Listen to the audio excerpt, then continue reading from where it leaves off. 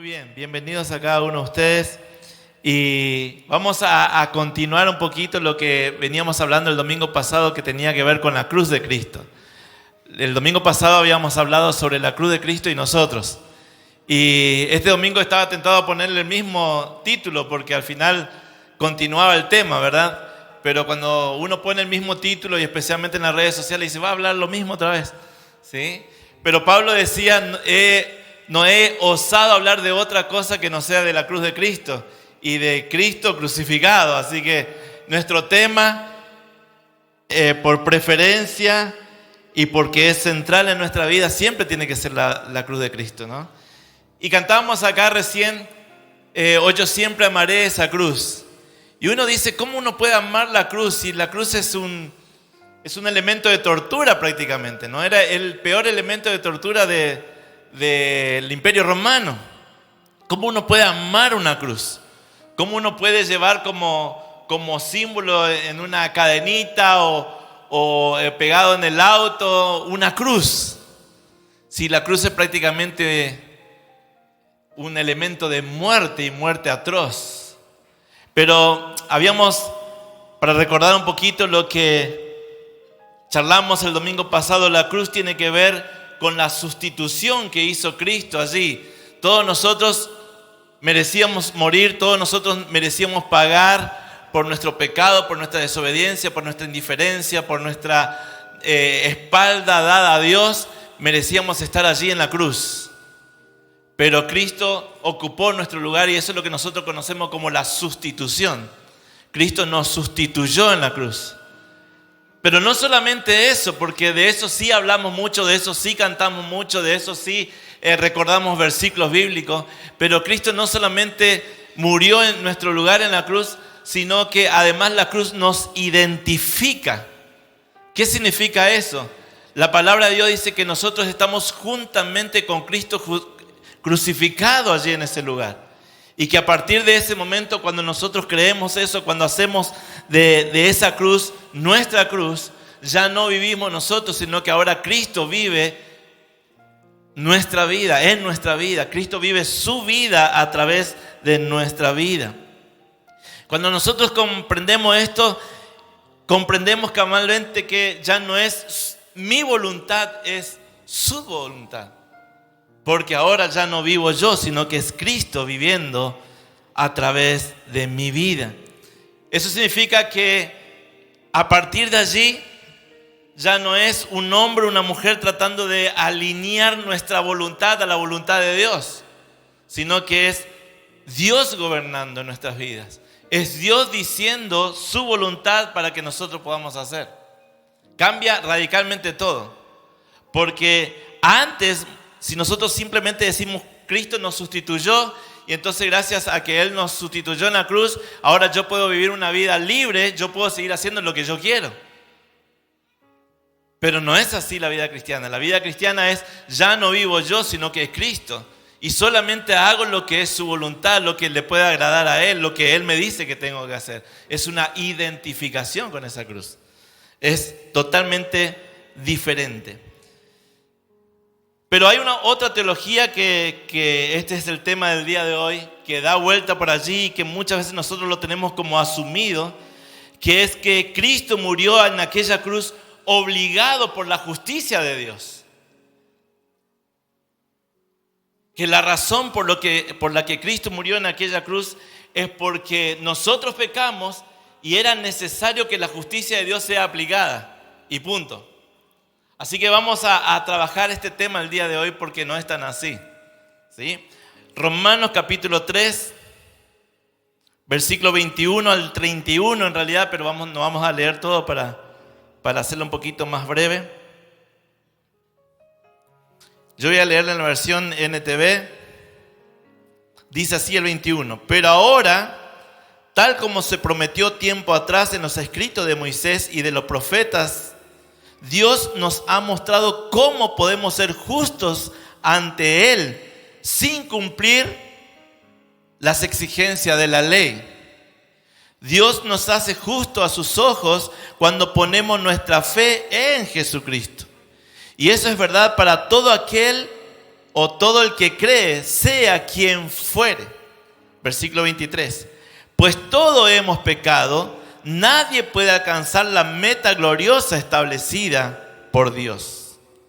Sin embargo, con una bondad que no merecemos, Dios nos declara justos por medio de Cristo Jesús, quien nos liberó del castigo de nuestros pecados. Pues Dios ofreció a Jesús como el sacrificio por el pecado. Las personas son declaradas justas a los ojos de Dios cuando creen que Jesús sacrificó su vida al derramar su sangre. Ese sacrificio muestra que Dios actuó con justicia cuando se contuvo y no castigó a los que pecaron en el pasado. 26. Porque miraba hacia el futuro y de ese modo los incluiría en lo que llevaría a cabo en el tiempo presente. Dios hizo todo eso para demostrar su justicia, porque Él mismo es justo e imparcial y declara a los pecadores justos a sus ojos cuando ellos creen en Jesús. 27. ¿Podemos entonces jactarnos de haber hecho algo para que Dios nos acepte? No, porque nuestra libertad de culpa y cargo no se basa en la obediencia a la ley, sino que está basada en la fe. Así que somos declarados justos a los ojos de Dios por medio de la fe y no por obedecer la ley. Sigan leyendo porque es interesante lo que sigue después. En su casa le dejo de tarea, ¿no? Entonces, fíjense qué interesante. Nada, absolutamente nada de lo que yo pueda hacer me justifica delante de Dios. Nada, ni siquiera tratando de hacer mi mejor esfuerzo por cumplir todos los requisitos de la ley, no puedo ser justo delante de Dios. No hay nada que yo haga que complazca a Dios, que llene a Dios. Nada. Vieron que hay un evangelio por allí que dice, bueno, que yo tengo que hacer cosas para que entonces Dios derrame su favor, para que entonces Dios me bendiga, para que entonces Dios me perdone, para que entonces Dios me llame escogido, para que entonces Dios me llame bendito, para que entonces, etcétera, etcétera, etcétera. Pero acá acabamos de leer que nada absolutamente de lo que nosotros como seres humanos, como hombres y mujeres, podamos hacer, puede agradar a Dios, absolutamente. Todo es gracias al sacrificio que hizo Cristo Jesús en la cruz. Y nosotros simplemente creyendo eso, nos hace hijos e hijas de Dios. Ahora la pregunta es, ¿por qué Jesús tuvo que morir? La respuesta a esta pregunta por lo general está lleno de nuestros conceptos culturales y religiosos que hemos aprendido desde hace años. No veía la posibilidad de entender de otra forma el tema de la salvación. Lo que la palabra dice sobre el motivo de la muerte de Jesús y según lo que nosotros pudimos entender y según la teología que cada uno de nosotros fue formado es algo así. Los humanos violaron la ley de Dios. La justicia requiere que toda violación de la ley a Dios sea castigada. Por lo tanto, Jesús sufre el castigo en la cruz de toda nuestra culpa, murió por nosotros, pagó la deuda y entonces nos redimió. Eso todo aprendimos. Y creo que eso es todo lo que muchas veces nosotros repetimos. En esta secuencia lógica, legal, los requisitos de la justicia demandaba en cierta forma que Dios actúe, que Dios haga algo. Entonces como que había una justicia que estaba por fuera de Dios, que demandaba a Dios que haga algo a nuestro favor. ¿Me entienden? No era Dios decidiendo Él, sino que la justicia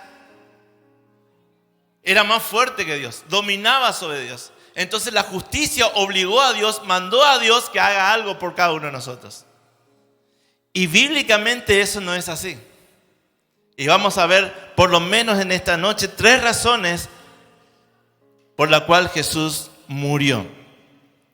En primer lugar, Dios muere por nosotros para mostrar al ser humano que Él nos ama. Que desde el principio, desde la creación, Él amó a todo lo que había creado.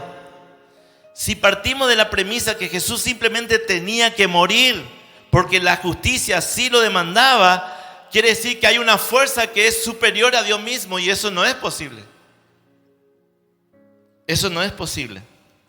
La justicia no puede obligar a que Dios actúe.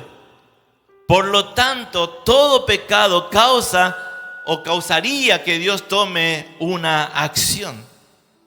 Lastimosamente, esto es lo que muchos cristianos creímos por mucho tiempo. Pero tenemos que tener mucho cuidado en no creer que la justicia está por fuera de Dios y que está por encima de Dios. Dios no se somete absolutamente a nada ni a nadie. Entonces volvemos a la pregunta: ¿por qué murió Jesús? La Biblia presenta la iniciativa de Dios para nuestra salvación. Fue su deseo, fue su voluntad. Dios nos salvó porque Él quiso hacerlo. No tenía necesidad. ¿Se acuerdan? El domingo pasado yo le dije: ¿por qué cuando el hombre pecó, la mujer pecó, no dejó que muera Adán y Eva y se extermine toda la humanidad y comenzamos de vuelta? Crea otro hombre, crea otra mujer y ya está. Pero Dios ya había decidido en la eternidad salvarnos por amor. La motivación de salvar la humanidad emana de la misma voluntad de Dios, no porque está obligado a hacerlo. Nosotros hemos hablado, hemos creído, hemos creado un evangelio como que la justicia domina a Dios. Entonces Dios se ve obligado por culpa del hombre a tener que enviar a su hijo. Algunos hasta creen que la muerte de Jesús era el plan B de Dios. No hubo tal cosa como plan B. En la eternidad Él decidió amarnos y salvarnos. Es tal así que esto está tan corrompido, tan descentrado, tan desenfocado, que el centro de un evangelio como este que acabo de decirle, que Dios se ve obligado por la actitud del hombre a actuar en favor del hombre, es que corrompió el evangelio y trajo un evangelio humanístico en donde el hombre es el centro, el hombre es el todo. Es más, el modernismo pone al hombre en el centro de la historia de la humanidad y corre a Dios. Ahora, el posmodernismo, en la época que estamos viviendo, en la era que estamos viviendo, peor aún, porque ya sacó a Dios del centro, sacó al hombre del centro y puso a nadie en el centro. Cada uno hace lo que bien le parece. Y cada uno tiene que respetar al otro, su punto de vista, su filosofía de vida, su perspectiva de vida, a tal punto que si yo me creo un camello, más vale que vos me respete como camello, porque si no me estás discriminando. ¿No te suena familiar esa filosofía de vida? El modernismo corrió a Dios del centro. El posmodernismo está sacando todo. Ni siquiera el hombre quedó allí. Hay un vacío. Y como hay un vacío, cada uno pone allí lo que quiere tener. Entonces, esta teología, esta filosofía que invadió también a nuestras iglesias y a nuestra forma de pensar y actuar, dice: si usted hace esto o aquello, Dios está obligado a hacer tal cosa. ¿Cómo es eso? Si es Dios. Miren, creo que no sé si alguna vez prediqué yo también. Y pido perdón si lo hice así. Porque decía, si yo actúo de la manera correcta, si yo hago A más B más C, entonces Dios está obligado a bendecirme. ¡Wow! ¡Qué error! Si yo hago A más B más C, entonces Dios contesta mis oraciones. ¡Wow! ¡Qué error! ¿Qué error hemos caído? ¿Cómo nos hemos desviado? Nosotros decimos, Dios es todopoderoso, por lo tanto yo le puedo pedir lo que quiera porque Él lo puede hacer. Pero nos olvidamos de predicar la otra pata, que Él es soberano, por lo tanto hace solamente su voluntad. No hace otra cosa. No hay tal cosa que Dios está obligado a hacer algo que yo le pida o que yo haga en consecuencia de. Juan 3:16, todos sabemos de memoria este pasaje, hablando del amor de Dios, dice, porque de tal manera amó Dios al mundo, Él decidió amar, que ha dado a su Hijo unigénito para que todo aquel que en Él cree no se pierda, mas tenga vida. Dios decidió amar. Gálatas 2:20, la segunda parte. La primera parte todos sabemos de memoria. Gálatas 2:20, la segunda parte dice, el cual, Cristo, me amó y se entregó a sí mismo por mí. Es la decisión de Dios amarnos.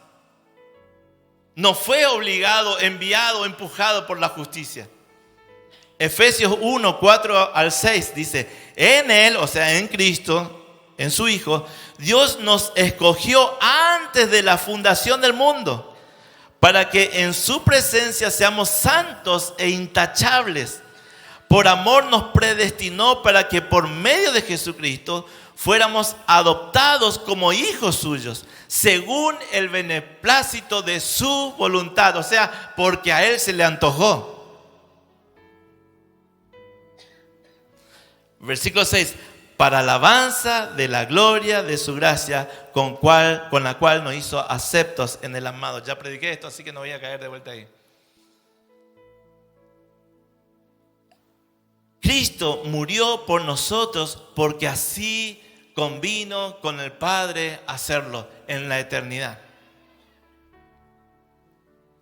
Este amor que Dios nos ofrece no es un amor platónico ni romántico, simplemente es un amor fiel a Él mismo.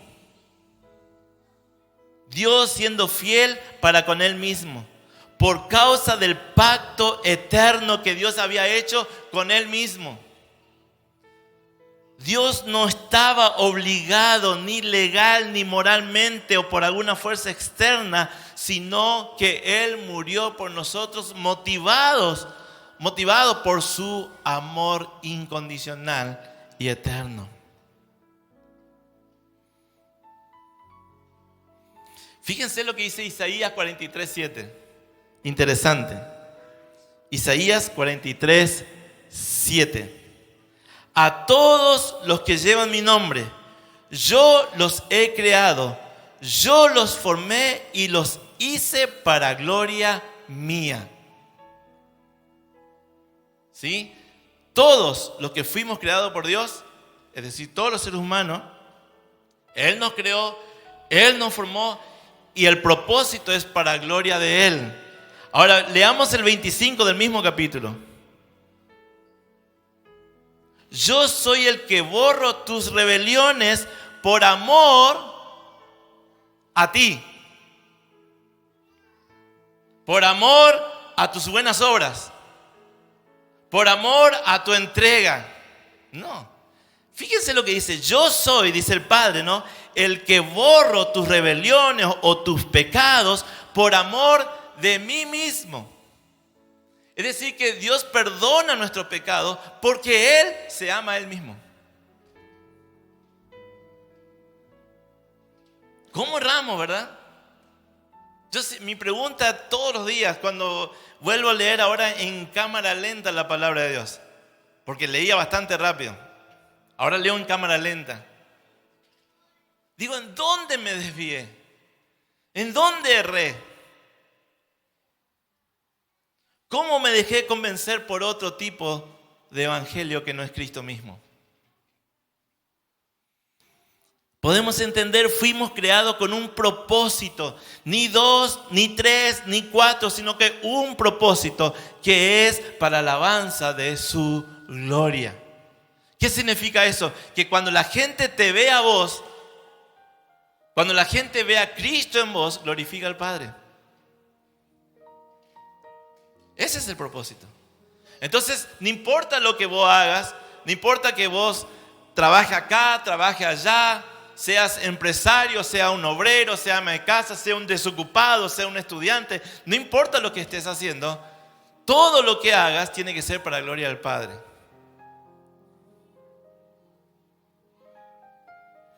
Todo es para que Dios sea glorificado en donde estés. Entonces, si nosotros podemos comprender esto, nadie se va a deprimir porque no me dicen gracias cuando yo vine a acomodar las sillas.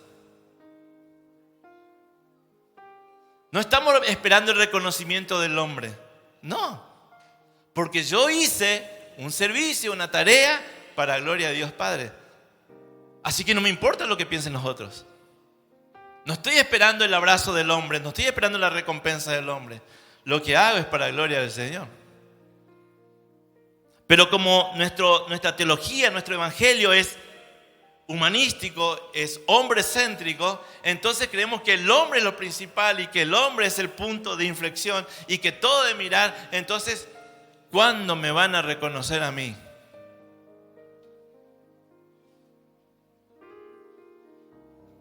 Todo lo que hacemos es para gloria del Señor. La cruz de Cristo, para terminar este punto, la cruz de Cristo es la prueba consumada del amor divino. Consumado es. Creo que todavía nos cuesta explicar esa frase, ¿no? Consumado es. Padre, ya está demostrado cuánto te amo. Y todo lo que hice fue para la gloria tuya. Consumado es. Ya está. Primera Juan capítulo 4 versículo 10 dice así: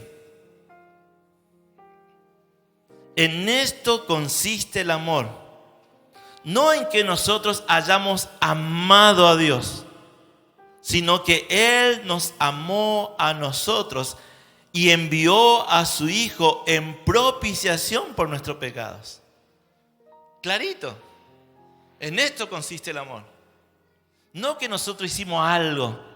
Y bueno, el día que yo busqué a Dios y el día que yo fui hasta donde estaba Él. Por eso no existe tal cosa, voy a buscar a Dios. Si Él es el que nos busca y Él es el que nos encuentra y Él es el que nos encontró ya. Y su amor, su misericordia, su fidelidad a Él mismo nos incluyó en el Hijo. Por eso somos hijos e hijas de Dios. Ahora, esta teología del decisionismo que tiene, 200, 300 años tendrá de vida, que es levantar la mano, hacer la oración del pecador y nosotros creer que con eso nosotros somos hijos e hijas de Dios, está errado. Tiene 200 años de vida. Nunca Cristo predicó así. Ustedes leen algún versículo en los evangelios que dice: a ver, levanten la mano acá la multitud, ¿quién me quiere recibir a mí como Señor? No existe eso. Arrepientan de sus pecados, vuélvanse a Dios. Ese es el evangelio. Cristo es el evangelio. Lo segundo que queremos considerar en esta noche, para no dar vuelta una vez más, que Jesús que Jesús murió en la cruz para recuperar el honor del hombre y de Él mismo. Para recuperar el honor del hombre y de Él mismo. Jesús murió para resolver el problema del pecado. Y el problema del pecado es que degradó al ser humano. El ser humano, según Génesis 1:26 que habíamos visto, fue creado a imagen y semejanza de Él. El ser humano era la foto de Dios. Dios quería que cuando las personas se miren entre ellos puedan ver a Dios mismo. Pero el pecado degradó. El pecado quitó eso a tal punto que cuando Adán y Eva tuvieron su primer hijo, dice que a imagen y semejanza de ellos tuvieron, ya no de Dios. El pecado degradó esa imagen y esa semejanza de Dios. Por lo tanto, deshonraba a Dios. Ahora el hombre y la mujer ya no era gloria de Dios. Ya esa gloria había sido quitada del hombre. El pecado no solamente es una violación de la ley de Dios, sino que es una disminución de la gloria de Dios. Ya no había gloria en donde el hombre habitaba. Romanos 3:23, todos sabemos de memoria esto, ¿verdad? ¿Qué dice Romanos 3:23? Le leo mejor. Por cuantos todos pecaron y están... vieron que sabían. Le faltaba el arranque nomás. Por cuanto todos pecaron y están destituidos de la gloria de Dios. El pecado hizo que vos y yo estemos apartados de la gloria de Dios. Desde aquel día. Desde el pecado de Adán y Eva. Eso deshonró a Dios y nos quitó el honor a nosotros mismos que teníamos. Dios nos había hecho a semejanza de Él, para gloria de Él. Pero el pecado quitó esa imagen. Y fíjense, Dios dice, bueno, está bien, ustedes quieren hacer la suya, hagan la suya. Hagan la suya. A ver para dónde terminan o cómo terminan. Romanos capítulo 1, versículo 23. Romanos capítulo 1, versículo 23 dice: cambiaron la gloria del Dios incorruptible en semejanza de imagen de hombre corruptible, de aves, de cuadrúpedos y reptiles. Versículo 24. Por lo cual Dios también los entregó a la inmundicia en la concupiscencia de sus corazones, de modo que deshonraron entre sí hasta sus propios cuerpos. Dice, Dios le dijo, bueno, hagan lo que quieran.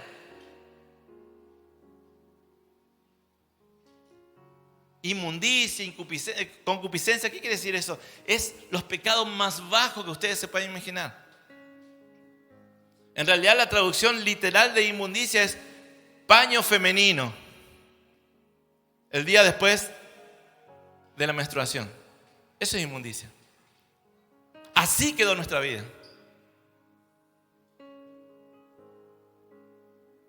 Dice que el hombre, cuando se salió, perdió la gloria de Dios, hizo cualquier cosa. Dice, y hasta deshonraron sus propios cuerpos. Y si ustedes siguen leyendo después más adelante, dice, y se juntaron hombre con hombre, mujeres con mujeres, ya cualquier cosa vale. Pareciera el diario de ayer. 25 dice, ya que cambiaron la verdad de Dios por la mentira, honrando y dando culto a las criaturas antes que al Creador, el cual es bendito por los siglos. Amén. El hombre empezó a hacer cualquier cosa, se olvidó de Dios. Deshonró a Dios y se deshonró a sí mismo. Ahora, cuando Jesús murió en la cruz, en su muerte y en su resurrección, no solo Dios restaura su propio honor, su propia imagen,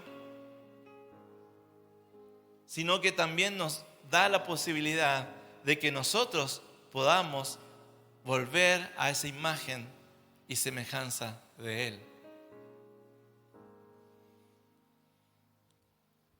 Juan capítulo 1, versículo 14, fíjense lo que hizo Jesús, 1:14.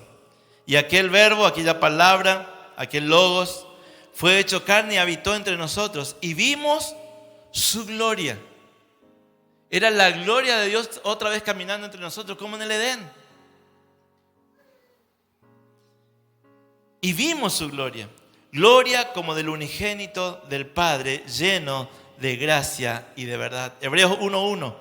Dios, habiendo hablado muchas veces y de muchas maneras en otro tiempo a los padres por los profetas, en estos postreros días nos ha hablado por el Hijo, a quien constituyó heredero de todo y por quien asimismo hizo el universo, el cual, siendo el resplandor de su gloria y la imagen misma de su sustancia, y quien sustenta todas las cosas con la palabra de su poder, habiendo efectuado la purificación de nuestro pecado por medio de sí mismo, se sentó a la diestra de la majestad en las alturas, hecho tanto superior a los ángeles cuanto heredó más excelente nombre que ellos. Cristo es la imagen, la sustancia de Dios, es Dios mismo entre nosotros.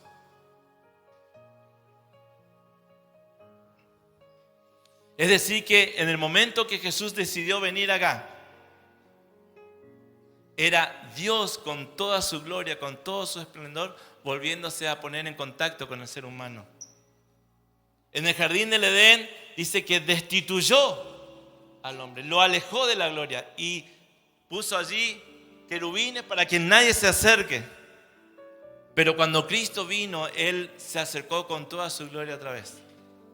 Y el mismo apóstol Juan dice, lo vimos, lo contemplamos, lo palpamos, lo escuchamos, lo tocamos, lo recibimos. Él estaba devolviéndonos a la gloria que un día perdimos. Por eso Cristo en nosotros es la esperanza de gloria. El camino que Dios proveyó para poder ser devuelto a la gloria que un día lo perdimos. Ahora fíjense qué magnífico esto. El hecho de que Cristo haya hecho esto, que el Padre haya decidido esto en la eternidad, por amor y para devolvernos ese estado de gloria, hace que nosotros podamos hoy estar en Él y poder ser su imagen nuevamente. Estar en esa posición de ser nuevamente un hijo, una hija de Dios, igual a Cristo. Igual a Cristo. Por eso decíamos también el domingo pasado que la cruz era el final de una era y el comienzo de una nueva era. Era el final de aquella vieja creación y la entrada de una nueva creación. La cruz es el inicio donde todas las cosas son hechas nuevas. Por eso cuando vos y yo recibimos a Cristo, somos nueva criatura, nuevo gen. Nueva creación, porque en la cruz morimos y gracias al sacrificio de Cristo en la cruz somos nacidos de vuelta en Cristo Jesús. Tremendo. En la cruz Dios cumplió con lo que había prometido, a pesar de que nosotros sí seguimos siendo infieles, desleales, pero Dios en su amor y en su pacto eterno decidió que así sea todo devuelto a la gloria que un día perdimos. Romanos capítulo 3.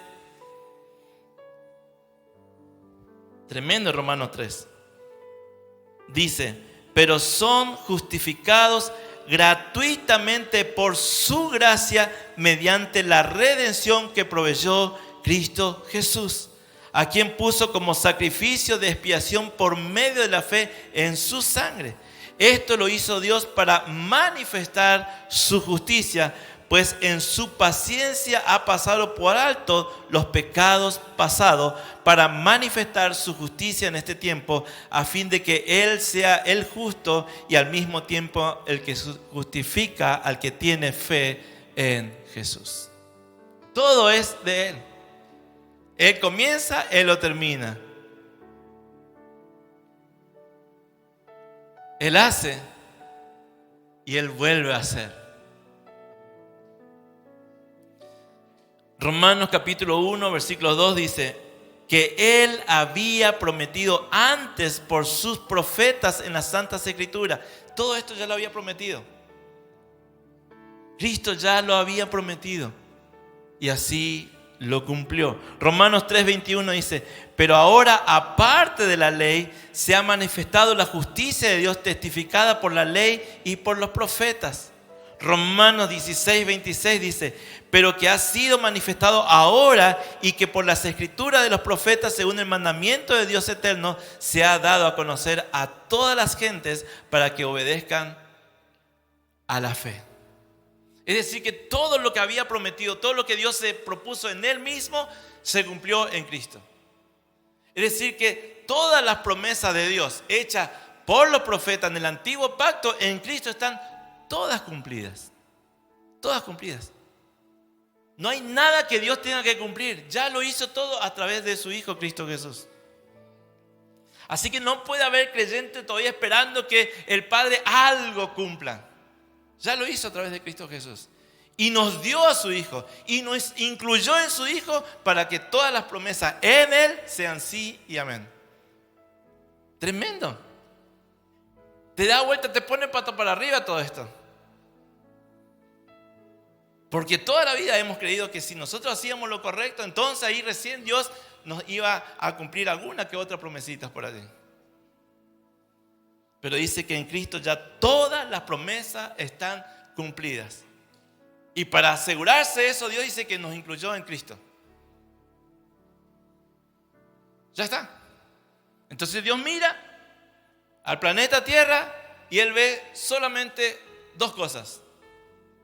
Él ve a Adán y todo lo que están en Adán, o ve a Cristo y todo lo que están en Cristo.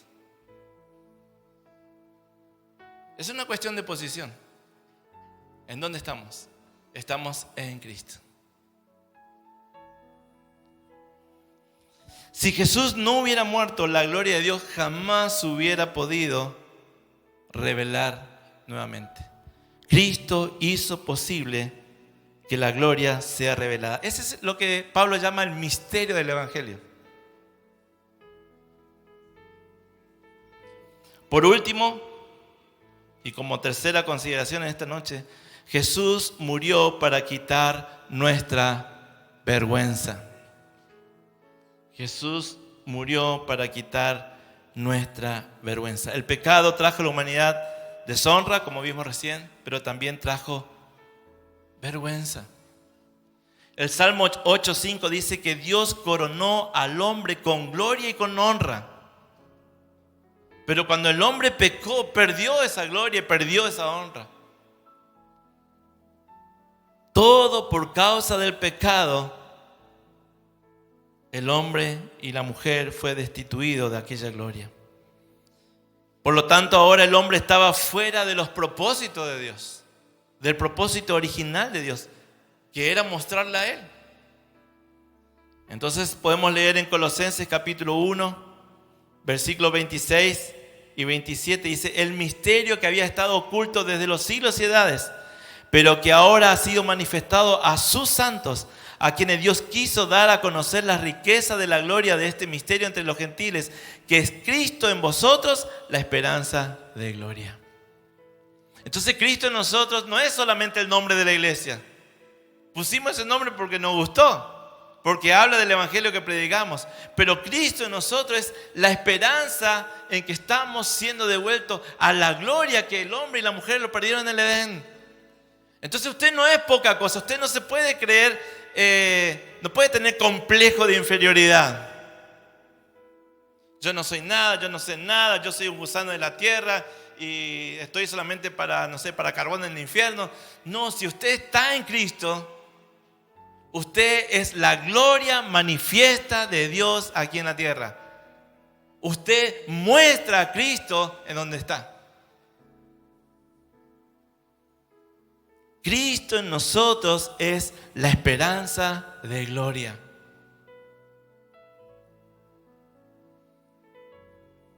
Ahora, si nosotros no creemos,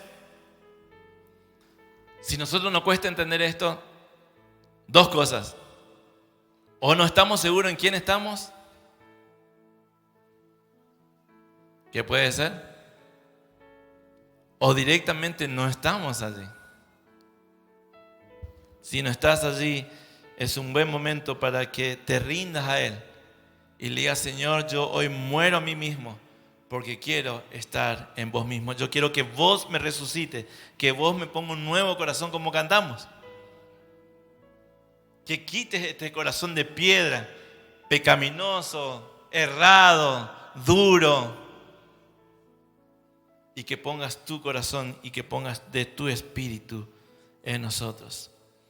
Por eso le decía, Cristo en nosotros es más que un nombre, sino que Cristo en nosotros es el camino por el cual somos devueltos al estado de gloria que perdimos o que perdieron allá Adán y Eva en el Edén. Es maravilloso. La obra de Jesús en la cruz, su humillación, su sacrificio, su abandono, su burla, su muerte, absorbió toda nuestra vergüenza. Él se hizo vergüenza por nosotros. Él fue humillado por nosotros. Él nos sustituyó, pero hoy también nos identificamos en su muerte y en su resurrección gloriosa. Los principados y potestades, ellos se creían dueños de la honra. Ellos se creían dueños de nosotros, pero con la muerte de Cristo Jesús quedaron desautorizados una vez y para siempre. Estudiamos estos días Filipenses capítulo 2, versículo 9. Por lo cual Dios también le exaltó hasta lo sumo y le dio un nombre que es sobre todo nombre. ¿A quién? A Jesús. Le dio un nombre que es sobre todo nombre. Ahora cualquier espíritu que anda por allí, cualquier demonio, simplemente escucha el nombre de Jesús y salen como esos perritos cuando vuelven a amenazar con un palo, ¿verdad? Por eso no existe tal cosa, el diablo me presiona, el diablo me tiene apisonado, el diablo me aplastó, el diablo nos derriba, el diablo me robó. ¿Qué es eso? Si ahora estamos en Cristo, estamos en Él y con Él tenemos todo. Colosenses 2:14, por si alguno dice, no, pero esta es palabra de Sebastián, no es palabra de Dios. Colosenses 2:14 y 15 dice, anulando el acta de los decretos que había contra nosotros, que nos era contrario, quitándola de en medio y clavándola en la cruz, y despojando a los principados y a las potestades, lo exhibió públicamente, triunfando sobre ellos en la cruz. No es Cristo va a triunfar, Cristo ya triunfó. No es Cristo va a pagar mis pecados, Cristo ya pagó nuestros pecados. No es Cristo algún día va a vencer a Satanás, ya venció. Satanás está esperando allí, vieron como esos condenados que están allí esperando que el juez lea la sentencia. Bueno, ya está condenado, él ya sabe que ya perdió el juicio.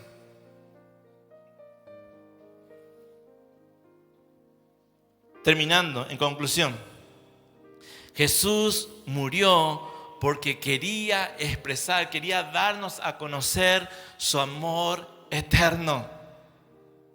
Él murió porque se amaba a sí mismo y en la cruz quiso mostrarnos que Él nos ama. En segundo lugar, Jesús murió para devolvernos ese estado de honra y de gloria que un día perdimos en el Edén.